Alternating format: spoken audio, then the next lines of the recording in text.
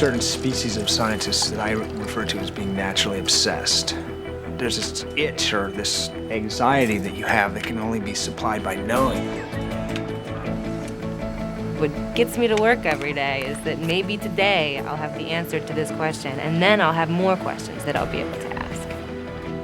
It's like a challenge every day. You want to know why this works or how this works. You're just driven to find out.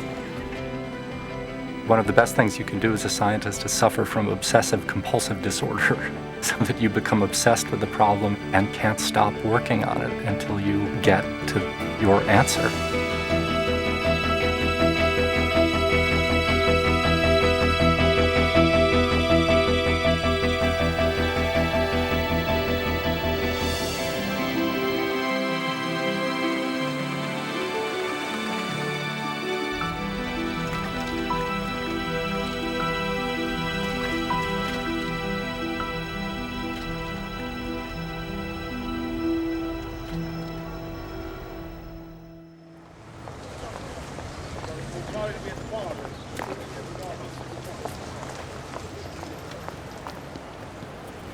I've always been a scientist in training, or a wannabe, and there is no second chance now for me.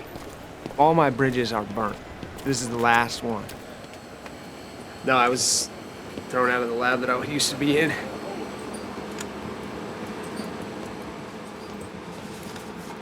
I was a bad person. I was just mean, and I wasn't very cooperative. She got tired of it. Yeah, she booted me. After a month of asking people whether or not I could work in their lab, I went into Larry's office.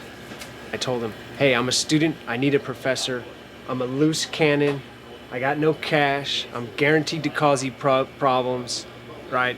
Will you hire me? He's like, you can come next Monday and come to work. And I said, well, you really need to talk to my former boss. And he goes, there's nothing that she can say that would make me not want to hire you. I was like, oh my God, this guy he's bad news. And so yeah, so this is how Larry gets the crew that he has. He ignores good advice and all these warning signs. And if it wasn't for his dysfunctionality, I'd probably be in the mountains right now. This story's about a boy and his parrot. You cannot understand Larry without having some concept of the bird. And as Larry's first graduate student, I remember going to feed the bird. It was a scary, scary experience because he told me that if anything should happen, he would kill me. And I believed him. I mean, again, this is another... At any given time, I supervise 4 or 5 graduate students who are doing independent research toward their PhD degrees. We use X-ray crystallography, which is a powerful tool to study protein molecules at atomic resolution. We're especially interested in proteins that function in metabolism, and understanding how these molecules work can lead down the road to new treatments for diabetes and obesity. Yeah, I've been doing both. So it's been just, I hadn't heard from him yet, I didn't really sleep well, and I had this dream. Y'all looked at me and said, none of your crystals diffracted. I didn't say that. In my dream you said this. All students, by the end of this, have had many dreams about crystals. Oh yeah, I see them in my sleep.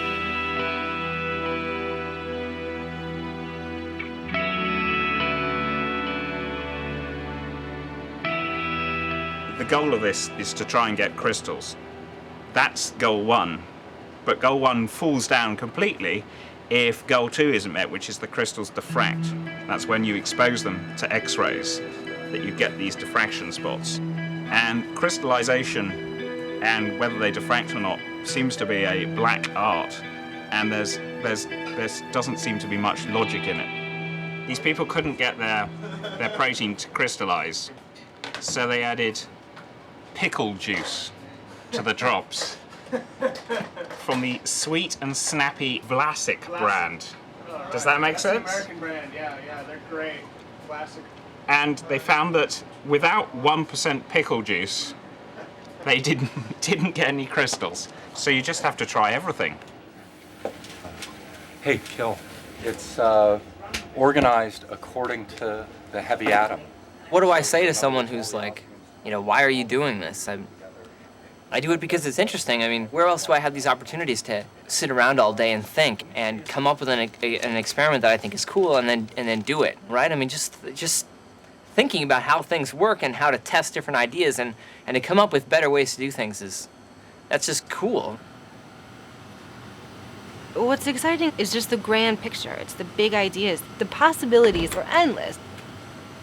As a graduate student, all we have is data. That's it. All we have are these experiments. So you might as well get excited about them and be optimistic. Unfortunately, my protein does not like to stay in the soluble liquid fraction.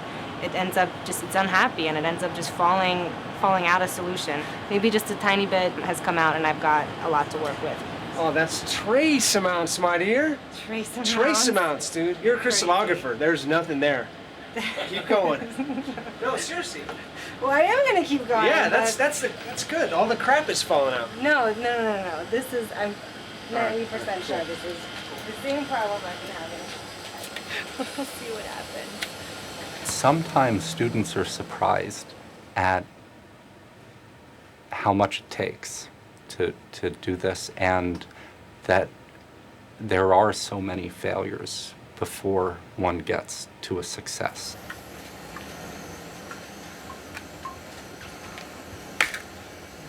Some people have said that the difference between success and failure in science isn't so big. In either case, you try everything you possibly can. In the case of success, you just try them in the right order. You get to the one that works. Yeah, you either got to be a fool or an optimist. Yeah. So, or you can just be a fool and not really know how hard it is. And all right. Good morning. My thesis continues. I checked the website today, and nobody published the crystal structure that I'm after.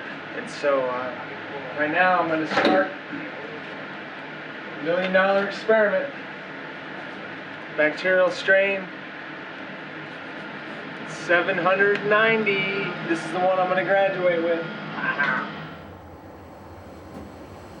AMPK is a great target.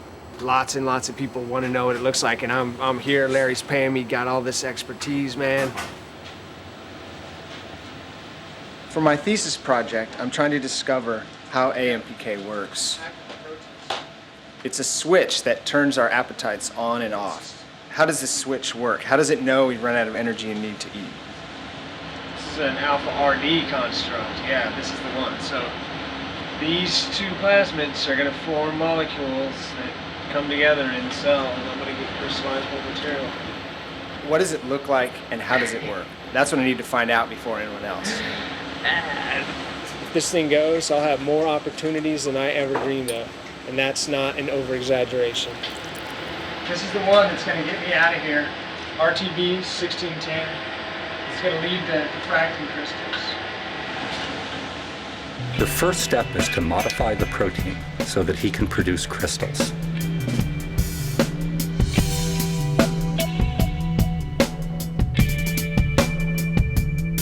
The crystals must be good enough to diffract X-rays at the synchrotron.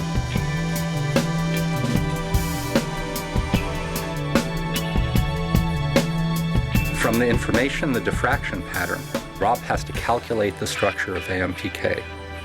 He'll have to figure out the position of each of its thousands of atoms in three-dimensional space. It will look something like a very complex Tinker toy with a lot of moving parts.